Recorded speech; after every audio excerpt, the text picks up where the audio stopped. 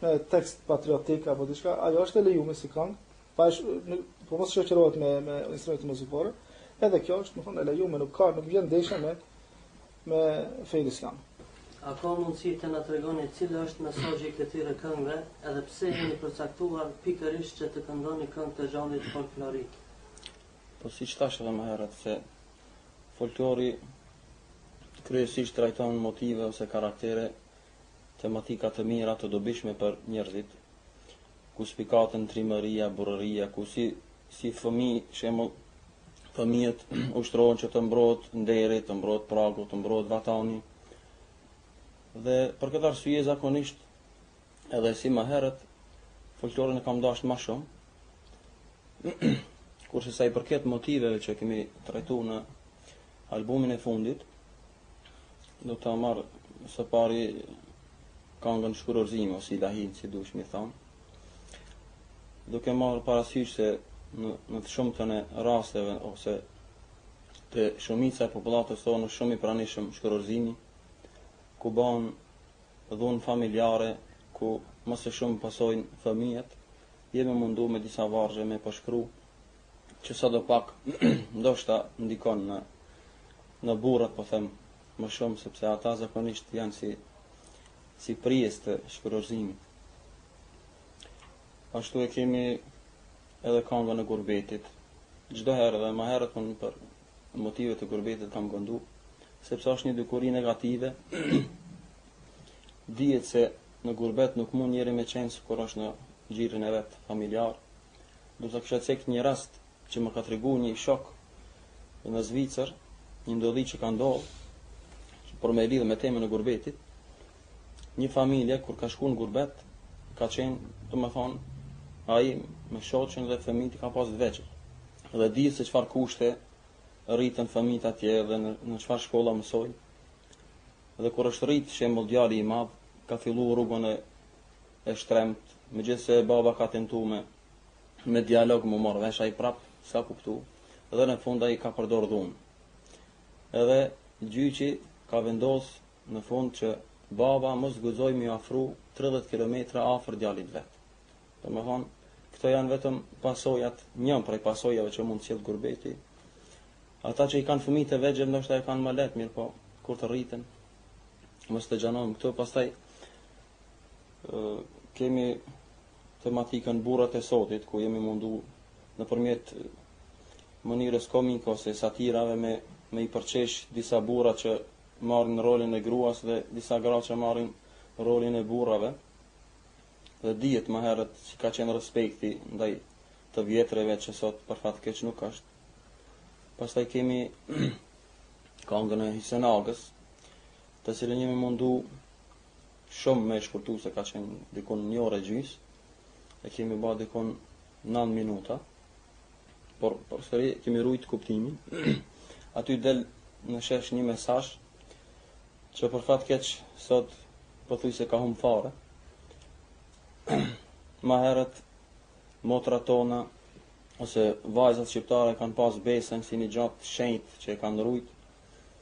Edhe këtu del shesh, domethënë nusja e Hisenit, edhe pse e ka ditë që burri vet është fukara, edhe është i paralizuar, edhe ka ditë që 9 vjet ka qenë në shtrat, ajo përsëri nuk ka pranuar që me shku në burr tjetër. Këtu del në shesh besnikëria e madhe që ka qenë e pranishme atëherë, të cilën për fat keq edhe pse dëshirojmë në të jetë sot nuk është. Po inshallah don Zoti edhe kthehet.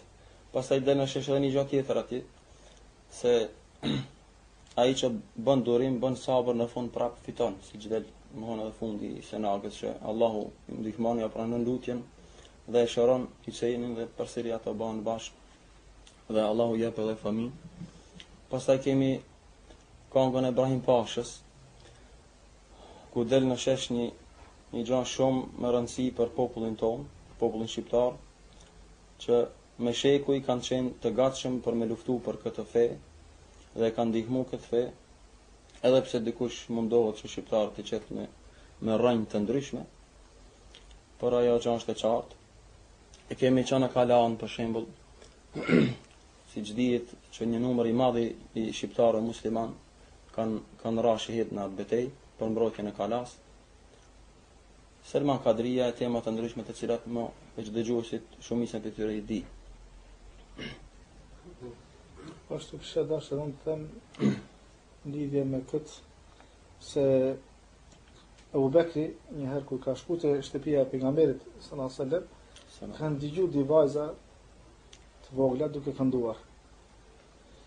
Edhe është revoltu. Edhe ka thonë, a zëri i shejtanit në shtëpinë e pejgamberit, reagimi i Abu Bekrit ka qenë kështu. Pejgamberi sallallahu alaihi wasallam ka qenë duke fjetër. Edhe prej reagimit të ashpërt të Abu Bekrit është zgju. Edhe i ka thonë, da'huma fa inna lahuma aidan. Lejoj se kanë një farë feste tash. Prej transmetimeve tjera kuptojmë se kanë kënduar për do beteja që kanë zhvilluar besimtarët, edhe i kanë kënduar në këngë, i kanë nxjerrë në këngë. Edhe kanë kënduar ashtu. Mirë po, reagimi i Abu Bekrit prej nga e ka mësuar kise duhet të reagohet.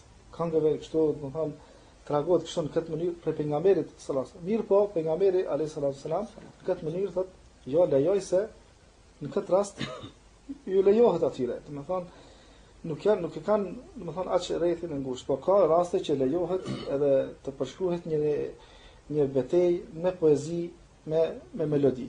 Po ashtu kemi rast tjetër ku tregon Aisha radhiyallahu anha, hadithi që është në Buhari, se shtëpinë pejgamberit sallallahu alajhi wasallam ka pas afër xhamisë, shumë afër. Edhe në për ato birat e hapjet e drasave, dyrëve që i kanë pas, ka shikuar Aisha se si disa, më thonë, zezak lozin, përcejnë, edhe demonstrojnë luftë me shtizat e tyre, edhe ka shikuar. Pejgamberi sallallahu alajhi wasallam ka ardhur, thot edhe ai filloi të shikon, thot, e bashkoi thot faqen e tij me faqen time. Edhe kemi shikuar bashkë. Shikuam një kohë, thot edhe pastaj mjafton edhe u largu. No, ka pas kësi raste, domethënë që në popull janë prezente në popull të ndryshëm, jo demonstrojnë me duke lozur diçka ose poezin, ato vargje që i thurin, të thënë pak me melos, melodi, mund të ndodhë kjo, domethënë kjo është në suazat të fesë islam. Në të gjitha albumet që i ke bërë deri me tani, dëgjon disa tinguj si prapavi. A ka mundësi të na sqaroni, a bëhet fjalë për instrumente muzikore apo për vokale për zëra natyrale? Këtë e kemi sqaruar disa herë në për media ku kemi prezantuar se ato nuk janë instrumente muzikore, pa marrë parasysh se qysh tingëlloj. Ajo varet krejt te kualiteti i studios e kështu me radhë, janë zara mund njerëzve, konkretisht zani im edhe zani i kolegëve të mi. Nuk ka të bëjë me instrumente muzikore as pak. E dim se më herët gjatë kohës kur jeni marrë me muzikë keni qenë në për shumë dasma.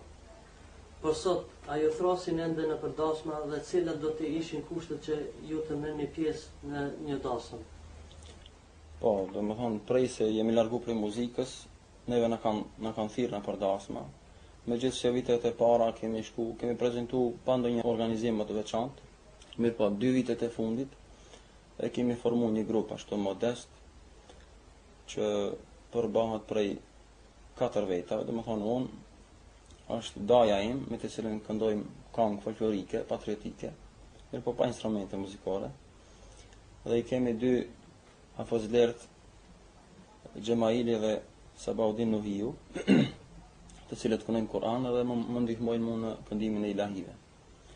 Gjithashtu, vlen të përmendet edhe udhëheci perfekt, që veç në Shkup nuk mund të paramendohen dasmat pa prezencën e tij. Ajo është Mullah Feridi, të cilin e përshëndesim, e lutem Allahun që ta mbron nga çdo e keqe. Në Shkup kryesisht ka dasma më shumë, sepse dihet Shkupi me vite ka qenë si qytet ku Islami ka hapësirë më shumë, zëvend më shumë. Mirë po, sidomos këtë sezon kemi pas thirrje edhe në shumë vende tjera, jashtë Shkupit, Tetovë, Gosivar, Kërçov, po edhe Kosovë. Mirë po, normalisht çdo fillim, si thojnë, është Iran, po inshallah do Zoti që dita ditës njerëzit të kuptojnë se